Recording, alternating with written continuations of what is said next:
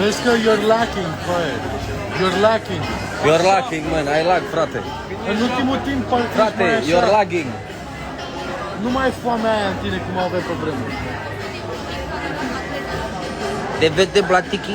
Buzele, Uite, trebuie să-l scot Platiki. Lucrezi doar din sprâncene. Microfoni, te zici că mă joc ok. Totul pare ok.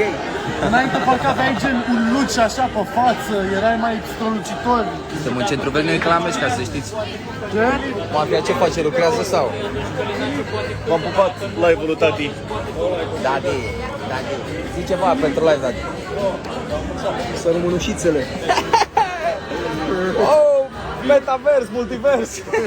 Cumpărați acum. Multiversul, băi. Ai nebunit. Ce faceți? Filip, o să-i faci și nouă fața. The face. What's going on, guys?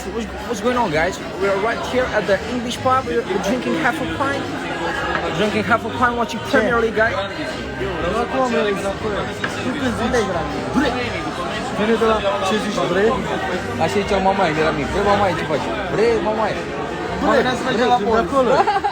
Wow. Bre, mamaie. Ăsta te zice, bre. Bre, mamaie. Nicolae, ce zici, bre? Să boze, am fost ieri, vă iubesc pe toți, ce faceți? Ne vedem vinerea asta la Iași și trebuie să iasă și Burencui și în caz că ați uitat. Sunteți centru vechi, care vreți să ne vedem. Nu aveți apărare. Burec. Tu ai văzut cum Da, stau? ui. Ai văzut stau la mișto? Ați văzut poza asta? Deci trend, deci faptul că trend l-a ținut. Stă și mie bine, parcă zici că sunt ăsta. Cine era? Sezonul Ăsta, Mr. Beast, Logan Paul, ăștia dau ei burgerii. Asta e bine. Dar în rest, bă, Glumesc, glumesc. pressing-ul ăla lasă foarte mult. Bosman, calificat.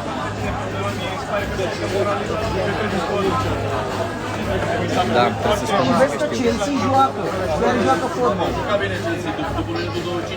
N-au atac, ăia n-au atac. Asta e diferența. Voi n-aveți apărare? Spun că sunt... Să apă Bălfor și... Haide, vă pup, aveți grijă că începe meciul, iar Chelsea cu Liverpool, vă pupă toți. Trăiască mafia!